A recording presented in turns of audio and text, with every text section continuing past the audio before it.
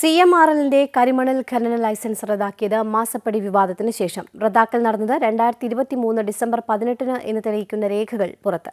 കരിമണൽ ഖനന ലൈസൻസ് റദ്ദാക്കാൻ 2019 കേന്ദ്ര സർക്കാർ നിയമ ഭേദഗതി നടപ്പാക്കിയിരുന്നു. എന്നാൽ 5 വർഷത്തിന് ശേഷമാണ് സർക്കാർ CMRLന്റെ കരാർ റദ്ദാക്കിയത്.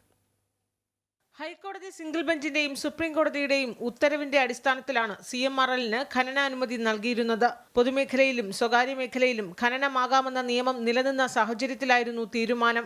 എന്നാൽ 2019 ആറ്റമിക് ധാതു ഖനനവുമായി ബന്ധപ്പെട്ട നിയമത്തിൽ കേന്ദ്ര സർക്കാർ ഭേദഗതി വരുത്തിയിരുന്നു. ഖനനം പൊതുമേഖലയിൽ മാത്രം മതിയെന്നും സ്വകാര്യ മേഖലയിൽ ഇതിന് അനുമതിയില്ല എന്നുമായിരുന്നു ഭേദഗതി. എന്നാൽ ഈ ഭേദഗതി വന്നിട്ടും CMRLന്റെ ഖനനാനുമതി സംസ്ഥാന സർക്കാർ റദ്ദു ചെയ്തില്ല എന്നതാണ് ശ്രദ്ധേയം. മാസപ്പടി വിവാദം ഉണ്ടായ ശേഷമാണ് കരാർ റദ്ദു ചെയ്തിരിക്കുന്നത്. 2023 ഡിസംബർ 18 CMRLന്റെ കരാർ റദ്ദാക്കിയ രേഖകളാണ് പുറത്തു വന്നിരിക്കുന്നത്.